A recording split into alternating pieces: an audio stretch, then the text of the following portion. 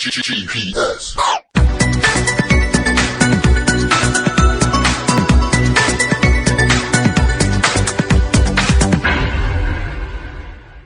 Chapter 22. Atmospheric Combustion. Understanding what is schlepping you down. The Sefer Tzadikim says, human nature is that a person is influenced by his surroundings, and if they act a certain way, he'll end up doing it as well. Hashem had to reformat the hard drive of his precious nation. Avadim hayinu leParoi b'Mitzrayim. The Torah says we were slaves to Paroi in Egypt, in Mitzrayim. Now, when we think of what it means to be slaves in Egypt, we assume that our freedom and rights were taken away, and that we were forced to physically work for our Egyptian captors. Long hours, little pay, and no say. Because that's what slavery is. In fact, the encyclopedia describes slavery as the systematic exploitation of labor, a social economic system under which a person is compelled to work for another. Slaves are held against their will from the time of their capture, purchase, or birth, and are deprived of the right to leave, to refuse to work, or to receive compensation in return for their labor, which means the slavery is normally just about getting the person to work for free. However, as you are about to find out, our enslavement in Egypt was something much more than that. The Nesiv Shalom says, Iker inyana shel galus Mitzrayim haya, mashe Yisrael hayu mishubadim sham legamri, b'chol muhusam leloi shum atzmus afilu b'machshava. Although our enslavement started out as just physical captivity, over the course of time, the Egyptian culture and thought process infiltrated our pure Yiddish mindset to the extent that we became psychologically trapped into thinking like our Egyptian captors. This means that as the years and decades passed, we lost all of our personal freedom of choice to do and even to think in any way that was not in accordance with the Egyptian lifestyle and culture. Just as an unborn child has no control over his own life and his existence is completely dictated by his mother, in the same exact way, the Egyptians turned us from slaves subjugated to the Egyptian people into Egyptian slaves. We lost our Jewish identity and our Jewish mindset, and we became completely mishubed, subjugated to Paroi and Mitzrayim. This is an amazing accomplishment for a captor to attain, for the natural, inborn response of a slave in captivity is to despise his captor. The last person that you want to have anything to do with or think like is the person that is holding you captive. In fact, throughout our history, our blood-stained history, Klal Yisrael suffered from many captors, tyrants, and dictators, and yet we never felt any closeness to them at all. And we certainly didn't let them control our mindset and thinking. On the contrary, we always looked at them and their culture with disgust and disdain. In fact, the more they physically controlled us and hurt us, the further we distanced ourselves from them emotionally, psychologically, and especially spiritually. And yet, when it came to Galus Mitzrayim, our Egyptian exile, by the time our redemption came around, we were almost completely bound to the all-powerful psychological influence of Paroi and Mitzrayim. The Hebrew word that describes this full existential enslavement is the word mishubed, which means an all-encompassing state of captivity that completely controls the slave, physically, emotionally, and psychologically, thus incapacitating the slave's internal capacities of thought and decision-making. Let's learn from Stockholm Syndrome. In the Wikipedia, it explains that in psychology, Stockholm Syndrome is a term used to describe a paradoxical psychological phenomenon wherein hostages express adulation and have positive feelings towards their captors that appear irrational in light of the danger or risk endured by the victims. While uncommon, the FBI's hostage barricade database shows that roughly 27% of victims show evidence of Stockholm Syndrome. To properly illustrate the concept of psychological slavery, we present to you the following true stories. 1. Patty Hearst was kidnapped by the Symbionese Liberation Army. After 2 months in captivity, she actively took part in a robbery that they were orchestrating. Her unsuccessful legal defense suggested that she suffered from Stockholm Syndrome and was coerced into aiding the SLA. She was convicted and imprisoned for her actions in the robbery, though her sentence was commuted in February 1979 by President Jimmy Carter, and she received a presidential pardon from President Bill Clinton on January 20th, 2001.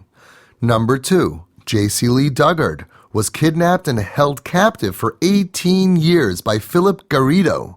When first interviewed by parole officers who were suspicious of her abductor, she did not reveal her identity. Instead, she told investigators that she was a battered wife from Minnesota who was hiding from her abusive husband and described Garrido as a great person who was good with her kids. Number 3. In 2003, 11-year-old Sean Hornbeck was abducted by Michael Devlin. After 4 years in captivity, he was miraculously found in Kirkwood, St. Louis, only 50 short miles away from his home. What was so shocking about this abduction was that the kidnapper frequently left Sean free to move around on his own, and yet the boy never tried to escape. In fact, Kirkwood locals testified that they saw Sean biking around the area on his own and hanging out with friends that he made during his abduction. He looked so naturally content that they never even suspected that anything was wrong. Why didn't Sean use his apparent freedom to escape or at least contact authorities or his parents? The explanation is, his captor, Michael Devlin, somehow managed to penetrate Sean's own mind and influenced him into keeping himself in captivity. Once Stockholm Syndrome or slave mentality takes over a person's mindset, the person is no longer the same free-thinking person as before he was captured, with the exception of being physically trapped. Rather now, his own mind has become manipulated to the degree that he has lost his own identity and control over who he really is. And that is why such people don't even try to escape. And now let's apply this to Galus Mitzrayim. The Pirkei de Rebbe Eliezer says, Kach hoya Paroi va'amoi timeim umitamim es Yisrael. Paroi and his nation were spiritually contaminated, and they defiled the holy nation of Klal Yisrael as well. So now we finally can understand that the main challenge of the Egyptian exile was not, as we once assumed, the physical part of the oppression. Rather, it was the transformation of our own mindset, causing us to become completely meshubed, mitzvah-fried, without any independence, even within our own mindset and thought process. And these are the words of the Nesiv Shalom. Etzem hamatzius, shehayu mishubadim legamri l'ruach hamakim hashafel b'yoser ba'olam, hi Mitzrayim ervas haaretz, hafcha oisa memela li yois mishukam b'mem teshari tuma. This is the sad truth about what really happened to us in Mitzrayim. Somehow, we became completely meshubed, enslaved, mitzvah-fried to the decadent Ruach HaMakom, the atmosphere of Egypt, which at that time in history was Ervas Haaretz, the immorality capital of the world. Let's bring an example to prove the point. Brainwashed. Imagine that a sweet, pure, innocent boy is abducted, Rahman al-Islam, and locked up in a room surrounded by huge television screens for 5 years. After you physically release this poor child, he will certainly be mentally affected by what he saw and heard all those years. In fact, it is safe to say that his entire outlook on life will be substantially altered. Although the Egyptians did not create evil decrees to prevent us from learning Torah and performing mitzvos, it was the intense cultural atmospheric pressure that systematically influenced us and shoved us down the slippery slope towards the lowest levels of impurity. Over the course of 210 years, the Egyptian lifestyle and culture affected and infected our own identity, thereby causing us to fall to the lowest levels of spiritual impurity, the 49th level of Tumah. Our values, morals, ethics, priorities, attitude, and outlook on life deteriorated from the pure der Heiben, uplifted Yiddish perspective that we once had, and the despicable, immorally decadent Egyptian culture reprogrammed what we knew to be true and false, right and wrong, good and bad, beautiful and ugly, edel and grub. Think about this. 49 out of 50 is 98%. So if we fell to the 49th level of Tumah out of 50 levels, that means that 98% of our mindset had already been taken over by spiritual filth and contamination, thereby leaving us with only a tiny 2% of our original pure Yiddish mindset. Because in Mitzrayim, we were in the Mem Teshari Tumah, and if we would have stayed even a little bit longer, we would have fallen into the 50th level and we would never have been able to be redeemed. Just as when a person is 100% brain dead, the brain cells can no longer regrow, the same concept applies to spiritual mindset. And therefore, as long as we had even just 2% of our Yiddish mindset intact, we would be able to once again grow, regenerate, and rejuvenate. However, if we would have reached total brain dead level, the 50th level of Tumah, and our minds would have become 100% mitzvah-fried, and we would have had no possibility of ever redeeming ourselves because we would have been fried forever. The Nesiv Shalom says, V'lachein gam nikra Mitzrayim beis avodim, makoim shehafchu by anoshim le'avodim. Now we can understand why Mitzrayim is constantly referred to as beis avodim, the house of servitude. For this is the suitable descriptive title of what Mitzrayim really was. The land of Egypt was not just a country where they happened to have slaves. Rather, it was an efficiently run manufacturing plant that specialized in successfully transforming free-thinking humans into psychologically trapped zombies with no mind of their own. Just as someone who manufactures glass is called the house of glass, someone who makes shoes, it can be called the house of shoes. The house title means this is the place where we create and manufacture the item. Beis Avadim is because that is what Mitzrayim was. It was the house of slaves. You walk in free and you leave trapped forever. The Nesiva Emes says, such a beautiful pshat, that perhaps this is why Chazal say that no one ever escaped from Mitzrayim. This was not because of their superior security forces and electric barbed wire fences that physically trapped their slaves. We know that even in Nazi Germany, when they had these electrical barbed wire fences, it's not foolproof. How could you control that not even one person should ever escape? It's because they were not just using physical security. It was due to their amazing success in converting their captives' minds into total subjugation, to the point that no one ever even thought about trying to escape. Isn't that exactly the thought process of every addict? The addiction is in full control when the addict is not even trying to fight anymore. V'zeh shenemar, v'gam ra'isi es halachatz, asher Mitzrayim loichatzim oisam. The Nesiv Shalom explains that when the Torah says that Hashem tells us, I have seen the lachatz, the pressure with which the Egyptians have been pressuring you. Let's think for a minute. What pressure is Hashem referring to? Is it merely the pressure to physically show up on time to work and work really hard? No vacation days? But you already understand that the pressure mentioned here is referring to the intense psychological pressure of the enslavement that did not merely take away our freedom of action and freedom of speech. Rather, it stripped us of our entire identity as we became mishubed legamri, completely swallowed up and entrapped within the Egyptian culture and way of thinking. What it really took away was our freedom of thought.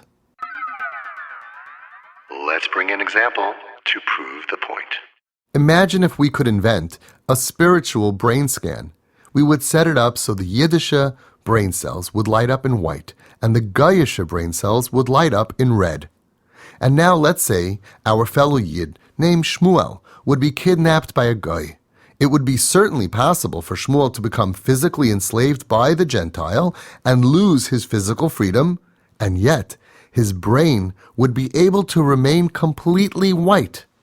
However, if the Gentile would befriend Shmuel, watching television and movies with him, sharing his books and magazines with him, and having discussions, over time, the Goyische influence would start to seep in, and we would slowly begin to see small blotches of red lighting up on Shmuel's spiritual brain scan. At first, it would just be a little blotch here and a little blotch there, on the outskirts of the brain, but after some time, we would find that the infected red area spread out and then even took over some small sections of the brain.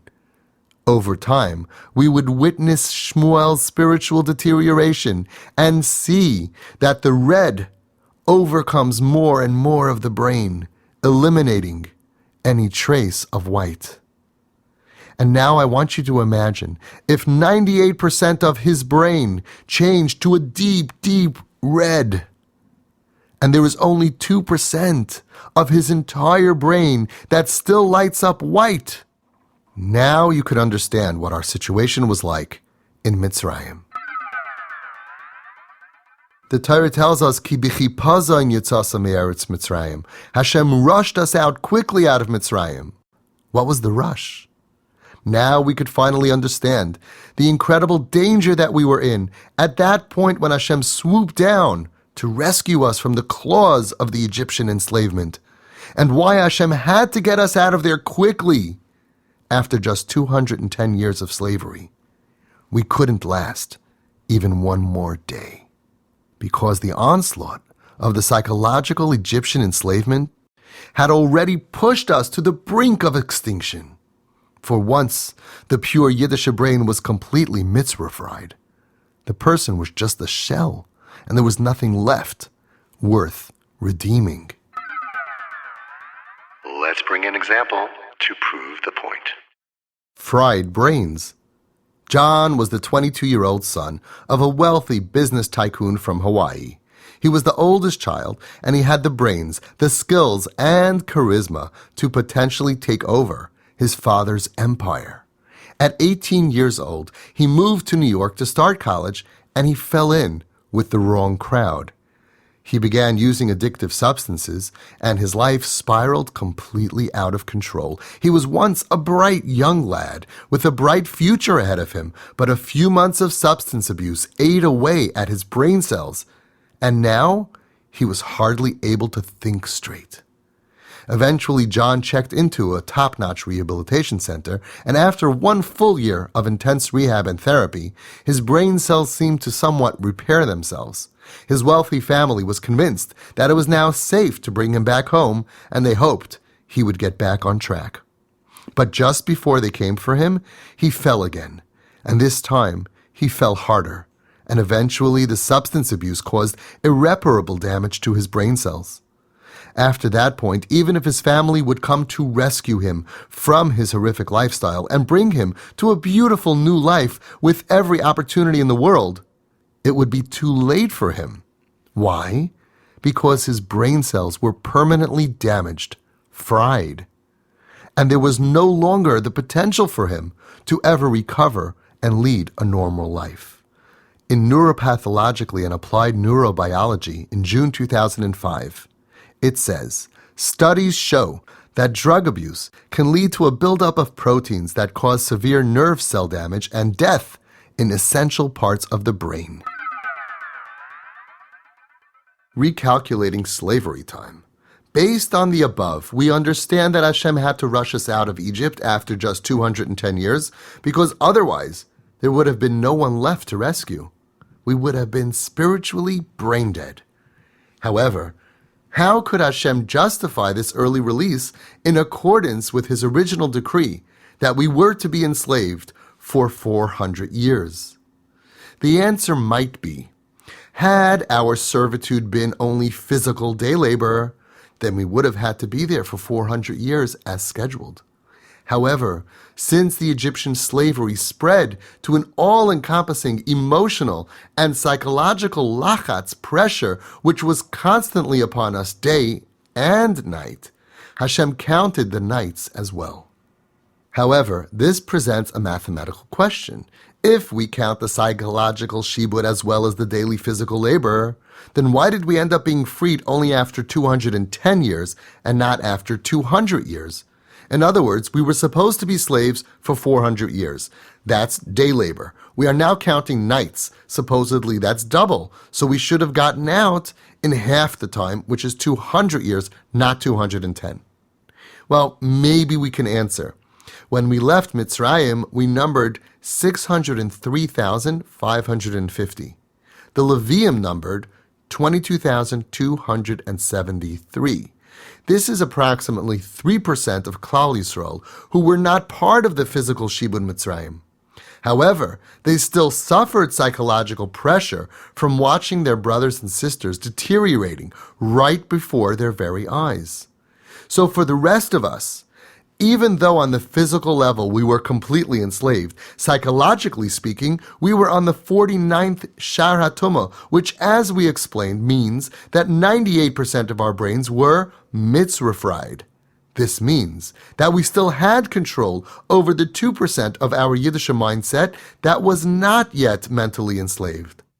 So, the Leviim, who formed 3% of Klal Yisrael, were enslaved psychologically but not physically because Levium did not have physical labor.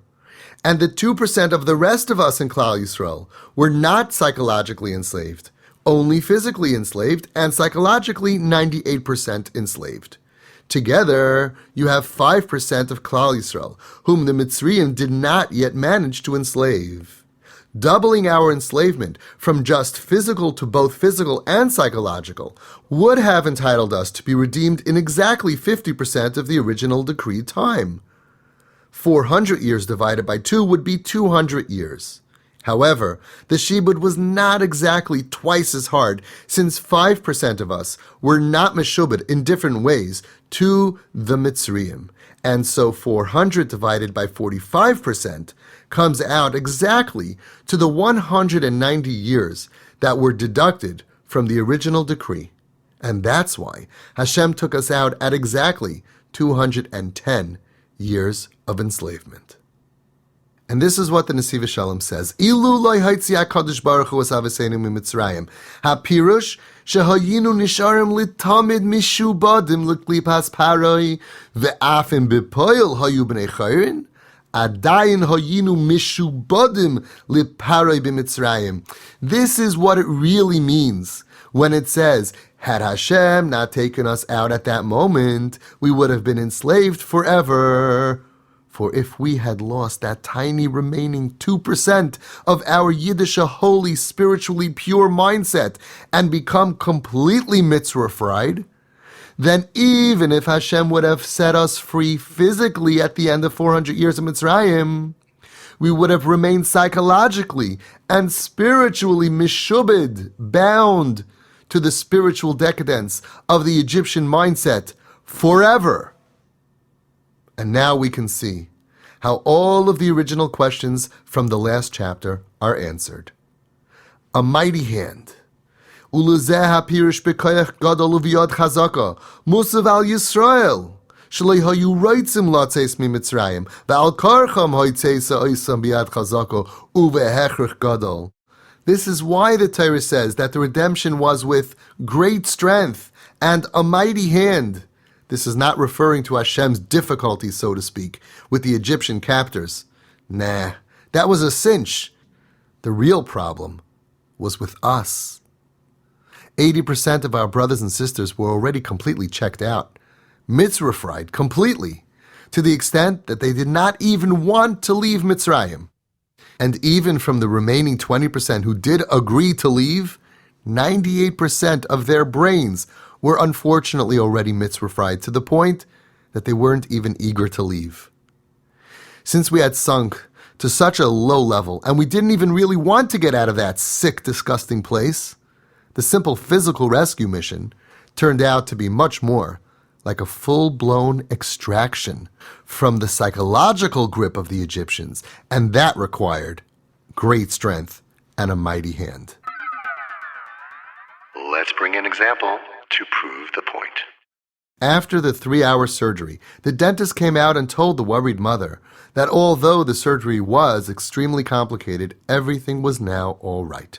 The mother couldn't understand why simply pulling a tooth should be such a long and difficult process. What took the dentist 3 hours to do? The surgeon explained that when he started to pull the tooth, he found that its roots were deeply intertwined with the roots of the surrounding teeth, and therefore the simple pull turned into a full-blown extraction. It certainly would not have been difficult for Hashem to rescue a worthy nation anxiously awaiting rescue. However, we had become so deeply rooted in the corrupt mentality of the Egyptians that their immoral mindset had thoroughly taken control of our minds and twisted itself deep into the roots of our psyche. They changed who we were. And this is the difference between the exile of Mitzrayim and all other exiles of our nation. Every other exile can be described by saying that the Goyim were physically stronger than we were, and they abused their power and their might to make our lives miserable. But we were never ever meshubed, psychologically bound to them. On the contrary, our mindset and emotions were completely independent, and we despised them and their culture, and we soared close to Hashem in the darkest of times. But in Mitzrayim, things were different. In Mitzrayim, we were a nation swallowed up inside another nation, and the influence of the cultural atmosphere took control over what is most important to us, our pure Yiddish thought process, and they sank our Jewish battleship. And now we could understand what we say every night in Tfilas Maariv. Vayoytze es Amo Yisrael mitoicham lecherus olam. Hashem brought out his nation Yisrael from within their midst to everlasting freedom. Seemingly, the word mitoicham, from their midst, is extra, for could it not have just said, and Hashem brought out his nation Yisrael to everlasting freedom? Vayoytze es Amo Yisrael lecherus olam. What does the word mitoicham mean? In the Ar HaMeir explains beautifully. Ba'akavana milas mitoicham moira be'etzba she'ikar ha'geula toila bazeh shehoitzi Amo Yisrael mitoichiyusam shel ha'mitzriyim. The answer is that not only is this word not extra, but on the contrary, it is the most important word in the whole pasuk. For it is this specific word that fully, properly describes our redemption from Egypt. For Hashem truly extracted his beloved nation literally from within, mitoichiyusam, from within the Egyptians. He reached into their belly and ripped out the insides, the innards. We were trapped inside of them. Not only did Hashem extract us out of Mitzrayim, but he also had to extract the Egyptian influence out of our mindset. And now we could understand why Hashem himself had to rescue us, and he could not send a malach. The Nesiv Shalom says, "The malach oisaref yicholim laitzia miMitzrayim rak b'poil." An angel could only physically take us out. Angels could only move things around in this world physically. So yes, if you needed a physical transport, you call your local angel. Hey, listen, we have a pickup in Mitzrayim. We need it delivered to wherever. No problem. It's like Uber. You call them, they come, you jump in, you go in. Of course an angel can transport a human. No problem. Ach mikivan shegam hanefesh ruach neshama mishubadim hayu legamri leklipas Mitzrayim lehayu biyad shel malach v'saraf shliach lohitziyam. But the problem here was it wasn't just physical. We could have taken our physical bodies out, but what about our mindset? What needed to be redeemed was our ruach, our nefesh, our neshama that was trapped and meshubed legamri completely to Mitzrayim. And no angel can do that. Rak HaKadosh Baruch Hu b'chvaydo v'atzmo yachol hoyu l'natkam mikivlei hashibud. Only God alone has the power and the ability to untangle us and extract our minds, our ruach, our neshama, from being trapped by the Mitzrayim. And now it's gewaldig.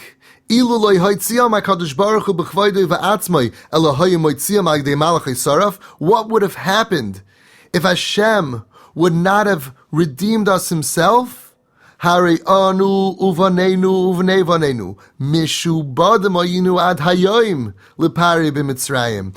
we required not just a physical redemption, but especially a psychological redemption, which, as stated, can only be done by Hashem himself. Therefore, we are saying, had Hashem not been the one to take us out himself, and instead he would have dispatched an angel or a messenger to rescue us from slavery, then even though we would have been physically free, but our mindset, we would have still remained internally mitzrah-fried and psychologically mishubed to Paray and Mitzrayim forever. And this point is clearly seen in the episode of light. We find that Hashem dispatched angels to physically yank light out of Sodom and airlift him to a safe location.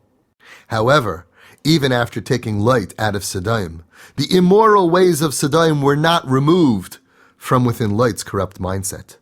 Yes, an angel could certainly take light out of Sodom, but only Hashem can take Sodom out of light. When a person develops a dependency on anything at all, aside from the actual dependency and desire for that obsession, the person's mindset also becomes increasingly affected as he goes through many psychological changes, drifting far away from his original normal thinking mind. That's why people who are addicts, they come to such different conclusions because they think differently than normal people. Merely stopping the action does not automatically correct and straighten out all of those twisted mindsets that resulted from years and years of abuse, even when they finally stop the obsession. But they're still thinking twisted. Just as when you need to reformat a computer hard drive in order to completely remove viruses that corrupted and crippled the operating system, so too, exactly in the same way, the Yad Hashem, the hand of God, was necessary to liberate and reformat our mindset, thus returning it to its previous state of Yiddish purity. And now we can truly understand why we use a dual description whenever we thank Hashem for taking us out of Mitzrayim. Did you ever notice this? In benching we say,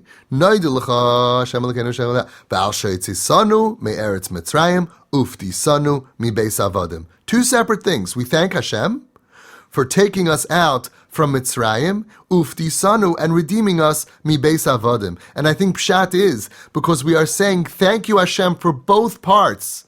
Al shahoitzesanu, physically that you took us out of Mitzrayim, and also uftisanu mi beis avodim. The beis avodim we explained before is referring to the psychological part that Mitzrayim was called house of slaves because they turned you into a slave mentality, and that's why no one ever escaped Mitzrayim. So we thank Hashem, thank you. You yanked us out physically, but uftisanu mi beis avodim, you also redeemed us from that powerful house of slaves. You set us free psychologically. You reformatted our hard drive in our purification process so that way we could once again think and feel like a Jew is supposed to. And now, dear friends, we have answered all of the questions in the previous chapter. What I'm going to do now is I'm going to list all of those questions and let's see if you can answer them. Question number 1 that we asked was, if there were no laws that were forcing us to become bad and to abandon our Yiddishkeit, so then what exactly pushed us down to abandon our beautiful and fulfilling lifestyle and spiral down to such a low spiritual level? Question number 2. Why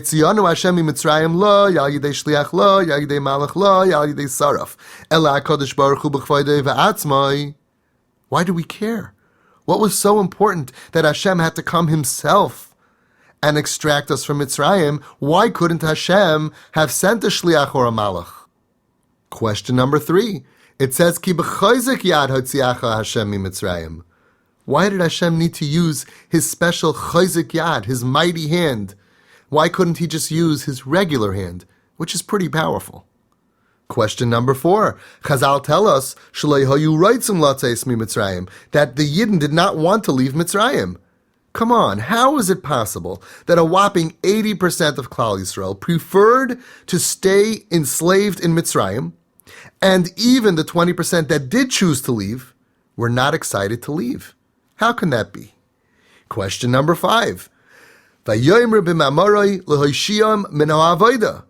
Chazal tell us that even when they finally did scream to Hashem, they didn't scream to Hashem, Hashem, save us from Mitzrayim, take us out of slavery. They just screamed to Hashem, save us from the difficult work. Why? Why didn't we scream and beg Hashem to rescue us and bring us to Eretz Yisrael as he promised Avraham Avinu? Similarly, in our galus, we always cry out when we're in pain. Why aren't we crying out? Rescue us from galus. Take us to Eretz Yisrael. Bring Mashiach. Question number 6. The Torah tells us that Hashem did not want to pass by Egypt because pen yenachem ha'am yichashvu machshava al sheyatzu v'yitnu leiv lashuv. After we got out of Mitzrayim, why did Hashem have to worry, so to speak, about us ever thinking about returning to that horrific nightmare? Who in their right mind would want to go back to Mitzrayim? Question number 7. We say in the Haggadah of Pesach, had Hashem not taken us out of Mitzrayim, Hari anu v'neinu v'nei v'neinu, us, our children, our great-grandchildren, all the dairis that come out of us, would have all been stuck to be enslaved to Pari Mitzrayim. That's not true. How can we say that? If Hashem would not have rescued us? Didn't Hashem specifically promise Avraham Avinu that after 400 years of exile, the Yidden would be freed? Well, those are the 7 questions, and I'm sure you did a great job. And now in the next chapter, we're going to see how all of this information pertains to each and every one of us. And you'll go higher.